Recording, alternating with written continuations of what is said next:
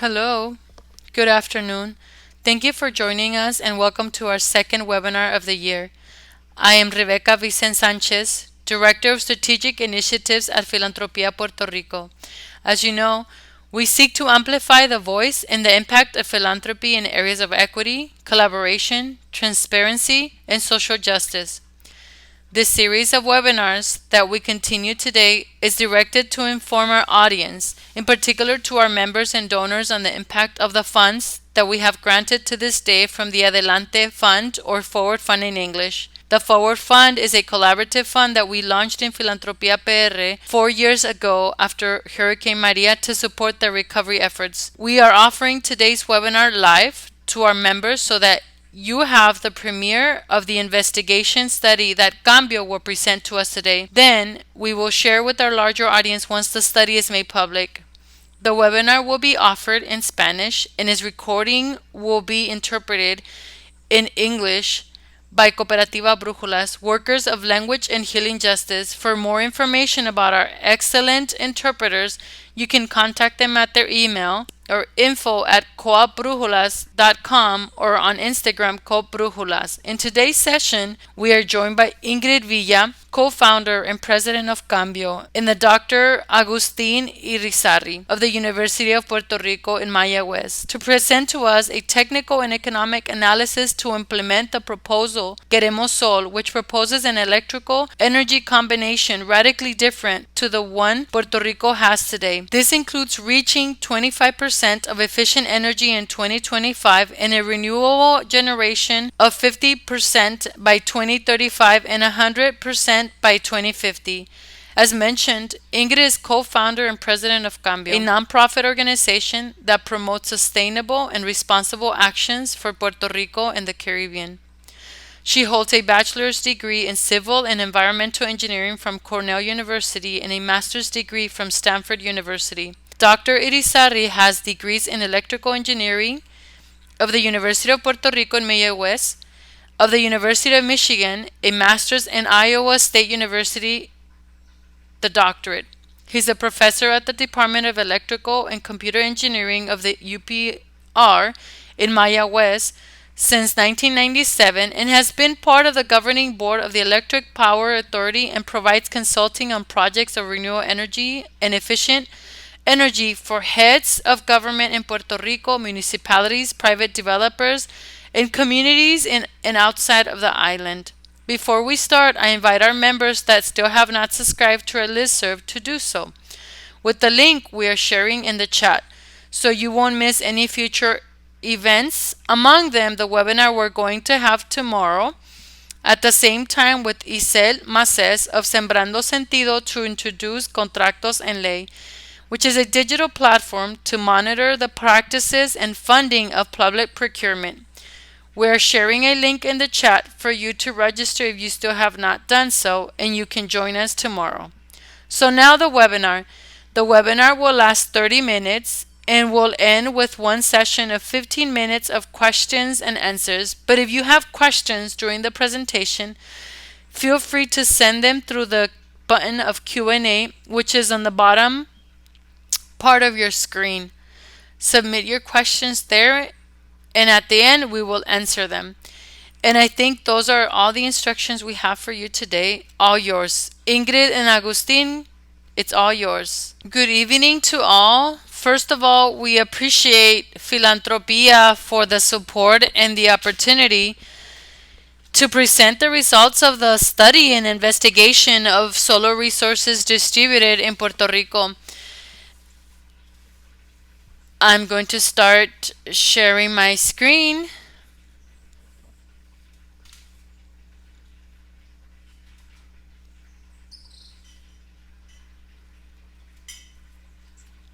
As Rebecca said, I am joined by Dr. Agustín Irizarry, Professor of Electrical Engineering from the University of Puerto Rico in Mayagüez, and consultant on this project, as well as Katy Conkel, Energy Analyst from the Institute for Energy Economics and Financial Analysis, IEFA, who are a partner in this effort. It is important that we briefly review the context of why this project and how this project develops.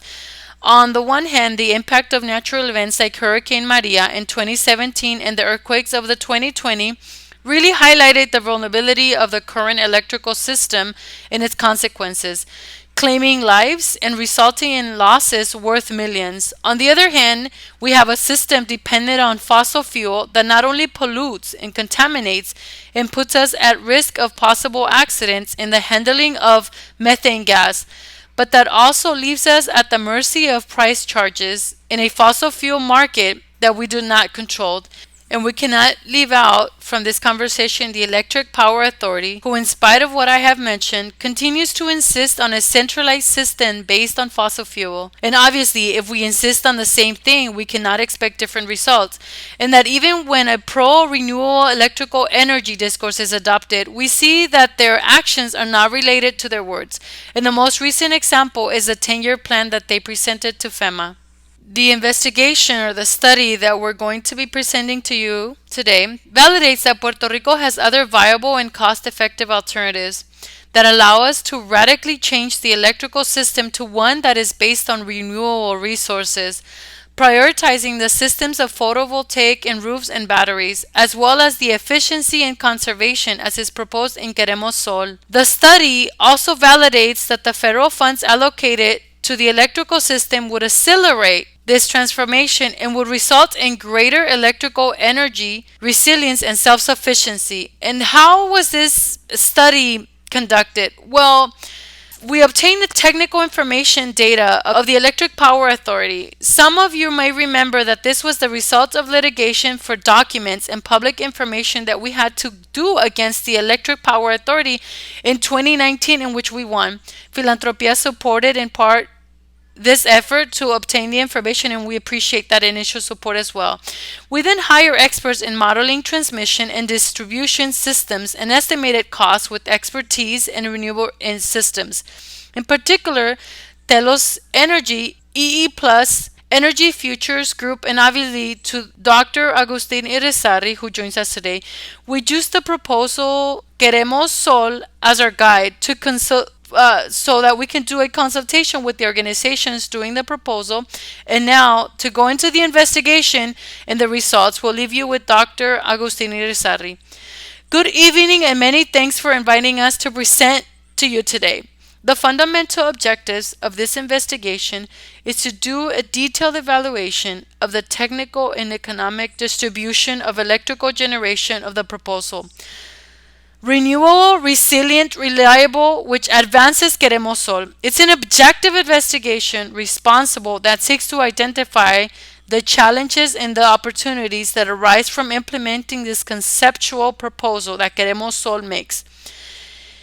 In addition to studying the behavior of the electrical system in the face of this new generation scheme, we seek to find the problems, the difficulties that this generates, and propose solutions or mitigations.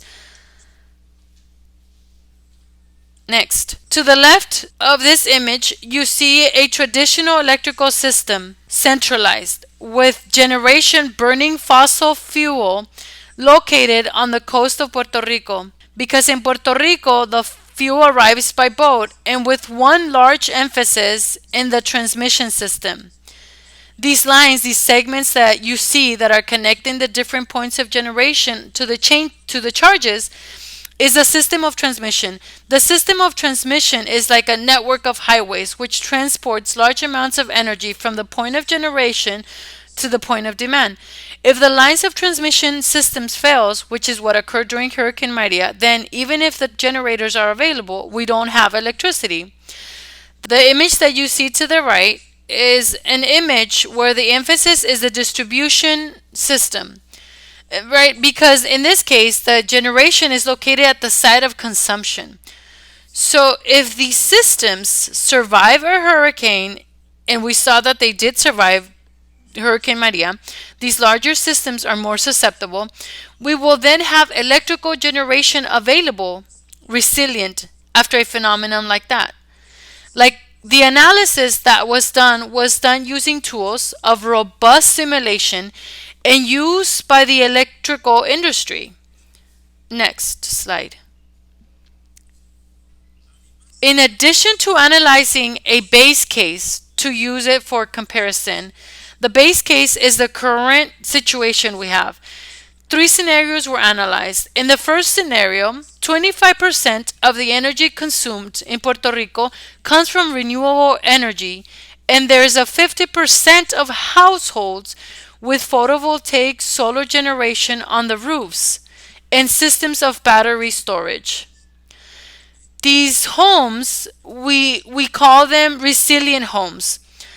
So, how are the systems of those households resilient? Like, on average, this resilient homes will have 2.7 kilowatts of capacity generation in panels of 2,700 watts and a capacity of storage for 12.6 kilowatt per hour.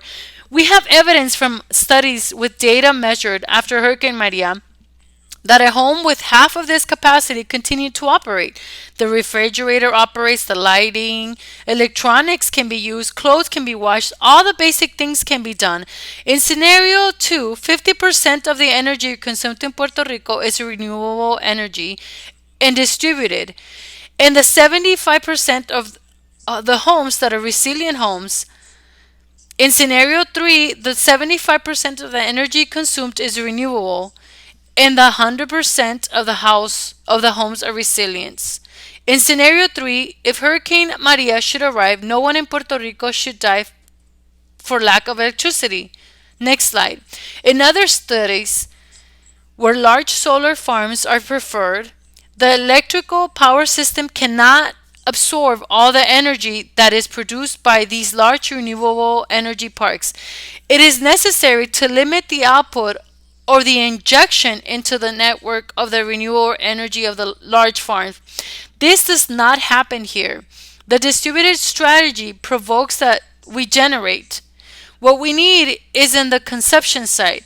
Then the generation is used and is little that enters into the electrical power network. When little enters the network or the grid and it goes into a distributed form, this electrical work can absorb such energy with greater ease. In this study, we discovered this is a result of the study, not a limitation. We learned that with the scheme being distributed, just 1% of the energy would have to be limited. That is very significant. In addition, with only 25% of renewable energy distributed, we can turn off the burning coal electrical energy generation of AES. In the development of 75% of electrical generation distribution, there is 2,300 megawatts of fossil fuel electrical generation. The combined cycles that burn oil and gas are still scenarios that are maintained. Next slide. This image is significant. It shows the reduction in cost of fossil fuel.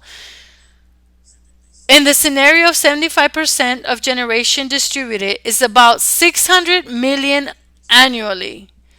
We would be saving about 600 million each year if we were operating the system with the scheme that we propose, with the penetration of 75%. We're going to see that 600 million is more or less what we need to strengthen the electrical network, specifically the distribution network, and be able to achieve this goal. It's to say that with what we propose, we recover the investment in just a year in the savings with the fuel. At the same time, we have this decrease in the cost of fossil fuel so strong. We have some very positive scenarios in the reduction of emissions, in particular the CEO. In the scenario of 50% of penetration of renewable energy, the emission of CO2 will reduce by 54% with respect to the base case. In case of the 75%, the reduction reaches a 70%. To put this in perspective, the European Union has a goal to decrease 75% of its emissions of CO2 by 2030. Given this, we set ourselves in the path next to other countries who take it seriously in doing actions to mitigate the changing climate. Next slide. The Electric Power Authority and the majority of electrical companies do not model in detail the distribution system. when we requested data of the system, but it was only able to deliver 7 circuits of the distribution that were validated. These are the ones that they use. They trust in the outcome of that model. It was necessary for the study to produce the models of the other circuits. We modeled 912 circuits of distribution in all of Puerto Rico, including Vieques and Culebra, out of a total of 1,097. The 89% of the distribution network was modeled with success. That is completely different and noble in relation to the type of study that the electrical industry normally makes. We ended up finding that with the modest improvements, the distribution system, we can achieve the goal of 75% distributed energy.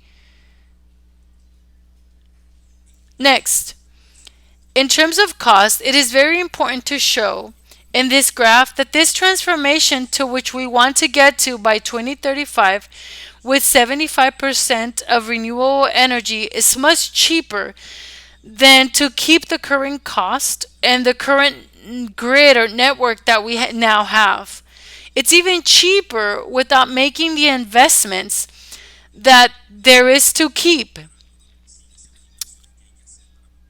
the generation with fossil fuel in its place or operating with some reliability.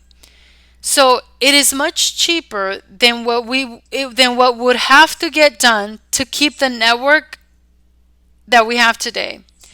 A network that was thought of, designed with the vision that had the authority to the river resources in its time.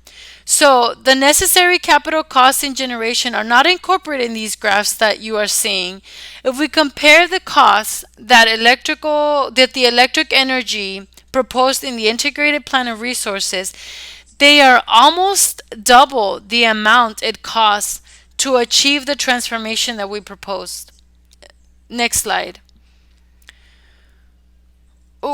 With the investment of about 8 million, again, lower than the 15 million that the Electric Power Authority projects in the integrated plan of resources, and even less than 10 million that it requests from FEMA to strengthen the existing network, we could get to having a resilient grid, a resilient network, distributed with a significant reduction in the emissions and with a reliable and resilient supply. It is important to understand that investing in the grid and the network as we have it today does not guarantee that resilience and certainly does not diminish the environmental impact. In the case we propose, it does. One significant advantage in this structure that we propose is that the cost of the electricity is stabilized. Once we make the capital investment and strengthen the electrical grid, the electrical network, we won't have the fluctuations that we have today with the price of the fuel. Therefore, it is easier for the businesses, for the industries to make an economic plan based on the cost of the energy. Here we have an element, multiplier, favorable to the economy, in addition to the positive environmental impact and of resilience to the citizens. Next slide. So in conclusion, the main conclusion that this transformation that we're considering can be done. This can be done. Yes, we can have clean, reliable, and resilient energy using the resources that we do have in Puerto Rico, the sun and abundance of roofs.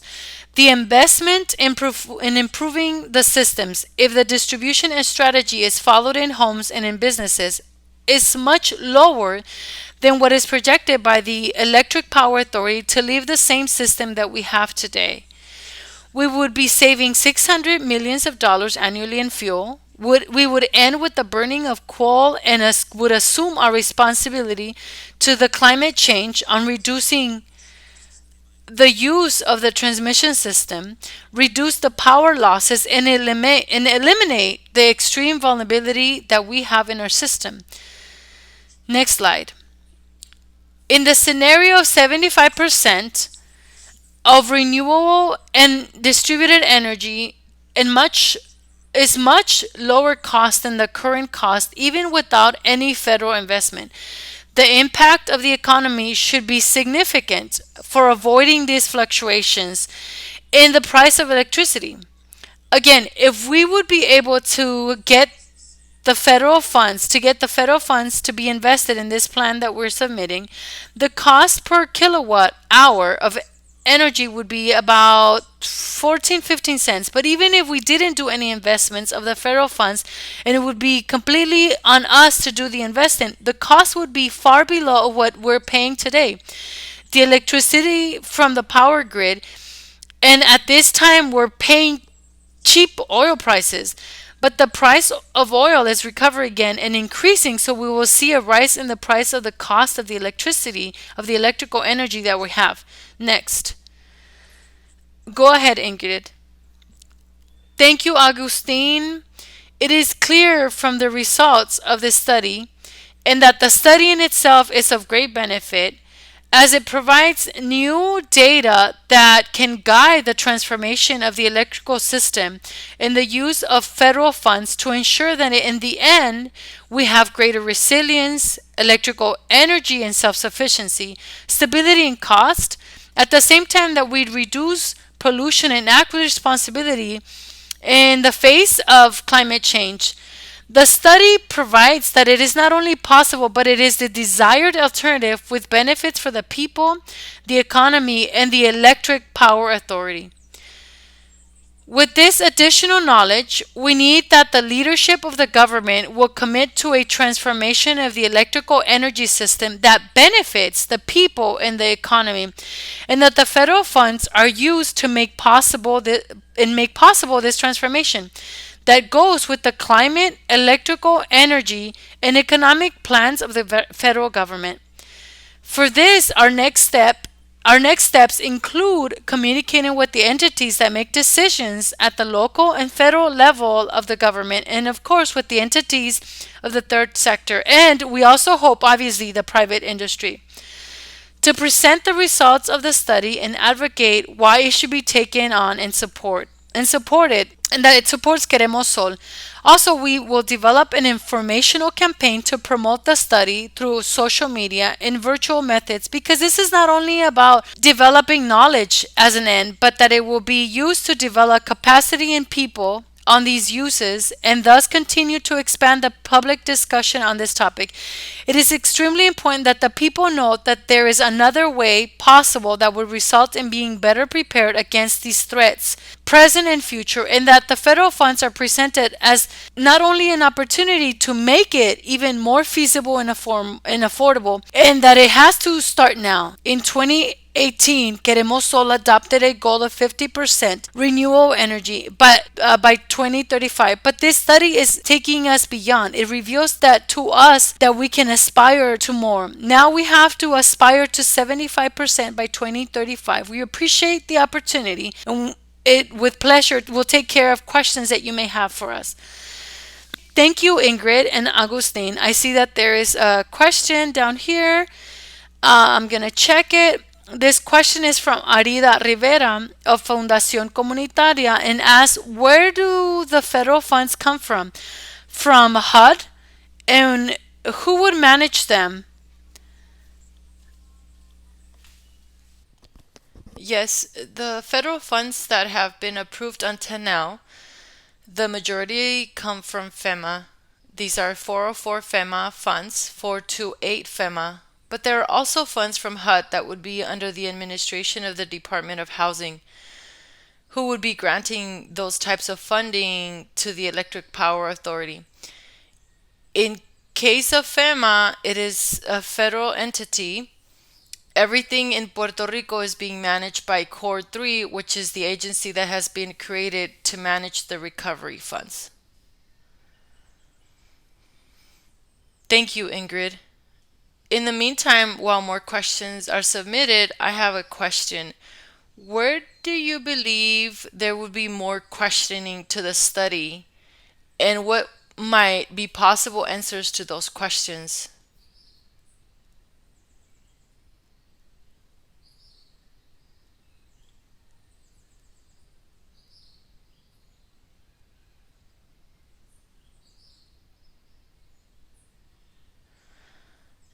Yes, in my experience, it's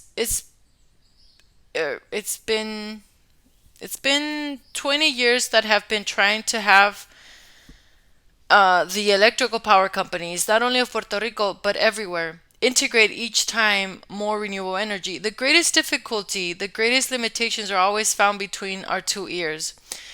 It's the mental limitations that many of my colleagues have who were trained to operate power systems of the last century and have not retrained to incorporate new technologies and operate the system in another way.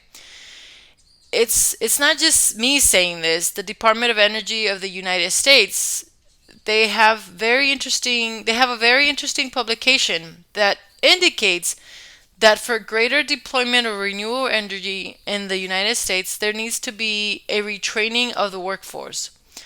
Not just installers, not just electricians, the operators of the network, of the grid, the engineers who plan need to learn, relearn, and need to know how to insert the new technologies. So I think that this is work that we always have to do. This is part of the work we do at the University of Puerto Rico, and many years now shifting our course, our classes, and through the College of Engineers, giving seminars on continuing education, etc. We have built courses online. Some are given to through the EPRI, the Electric Power Research Institute in the United States. So the work for them to learn the new tools and the new technology and to integrate it into the existing network, that perhaps is one of the most important jobs to do. It's not a matter of money. The money is going to get spent in one way or another. That is something we must understand. We're going to spend a lot of money, whether it's to keep the same fossil fuel thing we have now or whether to move to a new direction. In fact, we spent less money doing the new direction, and it's proven. We've tested it. We've tested it in this study. It's one matter of acceptance to refrain from the work, to retrain the workforce that it's going to run this. Thank you, Agustin. Before continuing, Ingrid, I'm going to ask if you can stop sharing the screen so that we are able to see each other's faces. Thank you. We have received no further questions. Let me see here on the chat if we have other questions. Well, I will do one of my questions. To see this very concretely in rice and beans, what you are saying is that the money from the federal and local government be invested in installing photovoltaic systems for the people. Is that correct? That is what we're talking about. And then the maintenance, if there is any kind of maintenance, it would also come from the government. How will that be managed? There are many ways to achieve this. We could spend an important amount of these funds so that the systems we are proposing are installed on the homes of poor people. There are people who have the economic capacity to install their own system. In fact, there are people already in Puerto Rico who have their own systems much larger than the systems that we propose. So there's everything. That can happen. You can have a set of citizens who have the means and have entered in this technological use and that are covered. And there are others who might need money doesn't have to be given directly. It can be a guarantee on a loan. Cooperatives, we have spoken with cooperatives in Puerto Rico on several occasions, and they argue that they can give very comfortable interest rates on loans to install these systems. And if there's any type of government collateral, those interests get even better, get lower. That would make viable a significant amount of installation in what would be for the middle class. We could spend the funds for the strengthening of the network, which is an investment. Essentially, it's public, rather common and to subsidize. In order to achieve the renewable distributed electrification in all the sectors, including the poor sectors, I think that is the more and just way to use the money. I would add to Agustin's comment that with this study, we look for several things. One is to demonstrate concretely that the proposal for Queremos Sol is feasible and desirable with research and technical validation comparable to what the Electric Power Authority makes to defend their position in the centralized system and to continue investing in it. And the purpose of that is to speak on equal terms. They present their integrated plan of resources with their analysis of why that is so convenient. Now we have a very similar study that allows us to defend why this option is better than what they presented and analyzed. That's one thing. On the other hand, we want to influence in the decision making about the use of the funds for reconstruction, because it definitely is a unique opportunity that Puerto Rico has, not only to address the damage caused by Hurricane Maria, but to truly take a leap, almost a quantum jump in what is our reality of the electrical energy sector, and be able to transform the grid, the network, into one that is renewable, to one in which people have their own photovoltaic system supplying their basic needs in a way that those vulnerabilities are reduced. So we are simply talking about a transformation that manages to stabilize the system, stabilize the cost, optimize the renewable local resources, but it's also looking to provide resilience to the citizen in case of present and future threats. Another important issue that I may not have mentioned when I made the presentation is that to get to the 75% of distributed renewable energy, we have to incorporate the use of commercial roofs in the commercial parking lots. Here, in addition to the resilient homes, which is for us priority number one, to reach the structure of distributed power, we incorporate businesses. This provides huge resilience to the merchants and providers and provides an opportunity for economic development by reducing the costs of energy. That component of using and energizing businesses with energy that is resilient, clean, is very important in that scenario of 75%.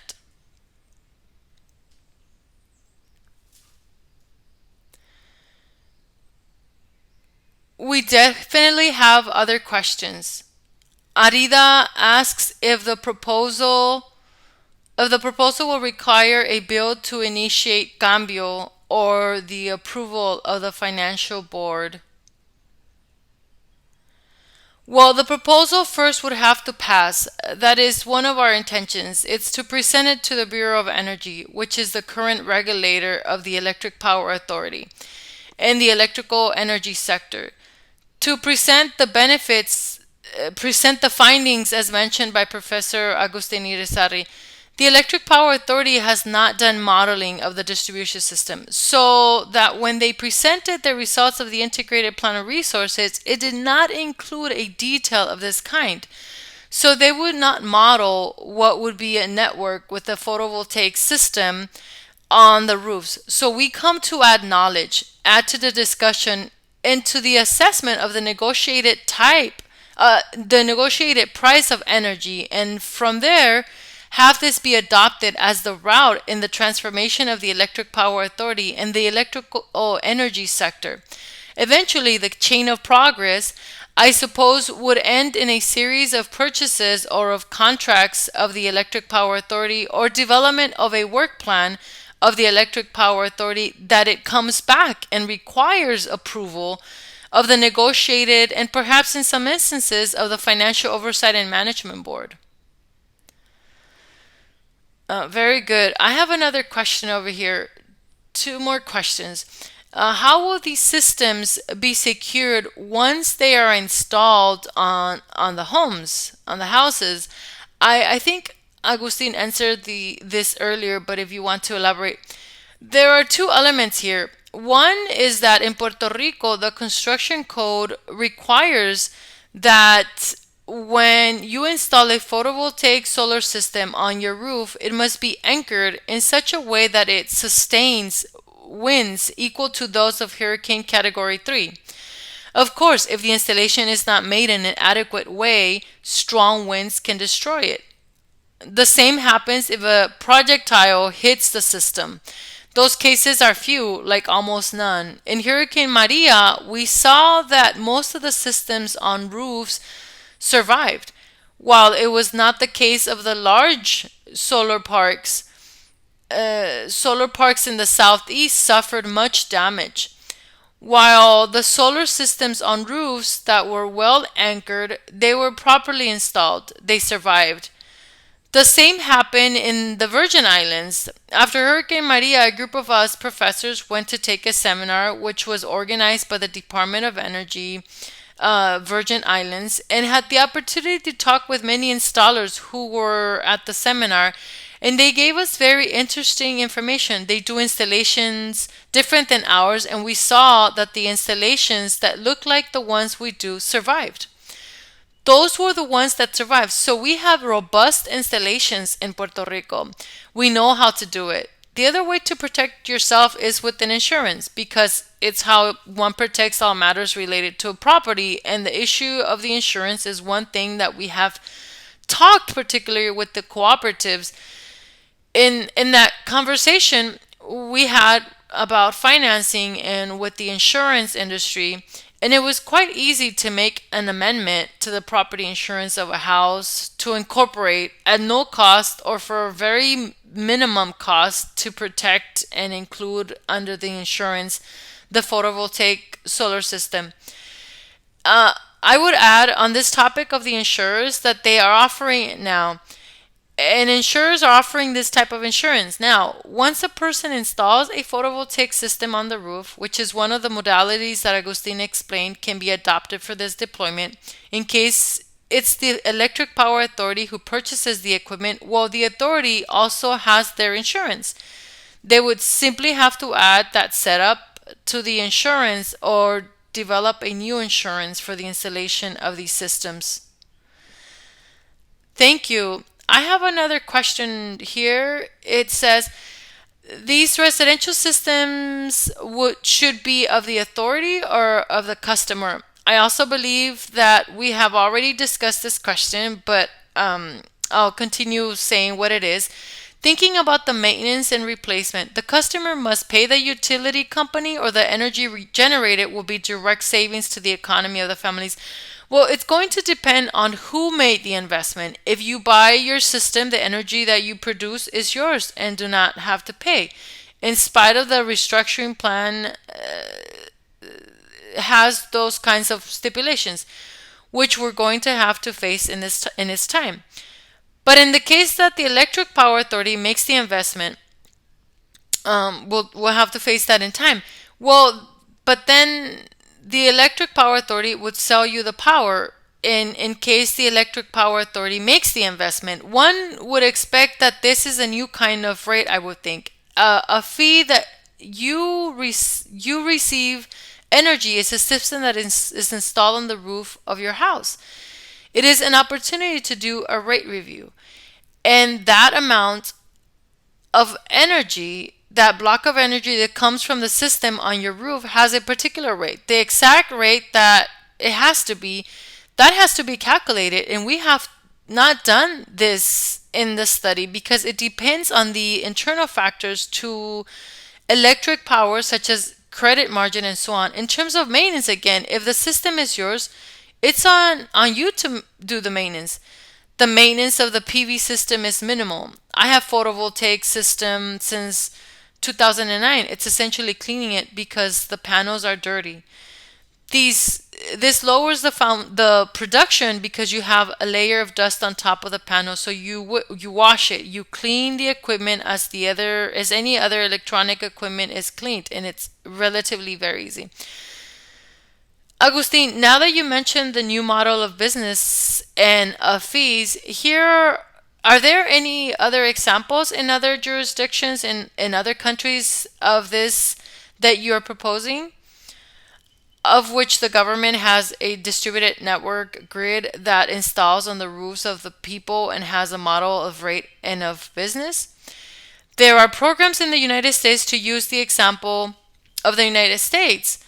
There are programs in some power companies where the power company makes the investment in the system and then charges you. There are different structures. There are structures that are agreement of purchase of energy and maintenance. These are other structures. There are other structures that can even be community owned, where a group buys a system for all. In Europe, for many years, there has been one system that was like plots. There was a system of 1 or 2 megawatts in a vacant lot at the side of one town in Spain, for example. That is something you would see. And then each owner in the village had one voltaic plot tied to that, virtual, tied onto that system. There are many economic structures to achieve that kind of thing. I have one last question. What can the third sector do in the philanthropic sector to amplify this study?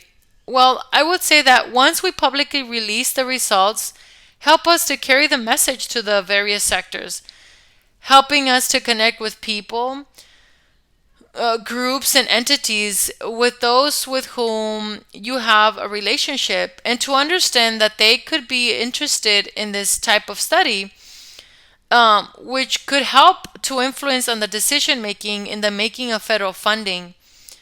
I think it would be one of the main supports. It, it is that we need to amplify the voice about this result. We want to talk to all the world, anyone that wants to open their door, and they want to hear why it's more beneficial than what is currently being perceived here today, which is insisting on a centralized system and insist on fossil fuel. Completely in agreement with Ingrid. For a person to opt for a different alternative, they have to know that alternative. So now, our biggest challenge is that everyone in Puerto Rico understands that a different alternative does exist, that there is another way, a way that is better, measured best, and with different criteria and possibilities, knowing that it would be economic and resilience, environmentally good, and other aspects that it will be measured with. It is necessary that more people like you participate, know, and support, and we really appreciate the support we have received from you. Thank you, Ingrid and Agustin. We have not received any more questions, so we'll proceed to end the webinar here. Before we end, I would like to remind our members that they can return to see this and other webinars we have offered on our website page under the section of resources. We are sharing the address on our website on the chat, and we'll also have the version in Spanish and in English for this webinar once Cambio does the official launch of the study and does all their media tour to promote it. Also, I will invite you to give us feedback about today's session by clicking on the link that we're sharing. It is super important for us that you give us your feedback so we know how we can continue to improve this series of webinars. And Agustin, Ingrid, thanks again for you and your time, and to our members who have been here today. Thanks for joining us and to continue to support us to amplify the voice and the impact of philanthropy in Puerto Rico. Thank you very much and good afternoon.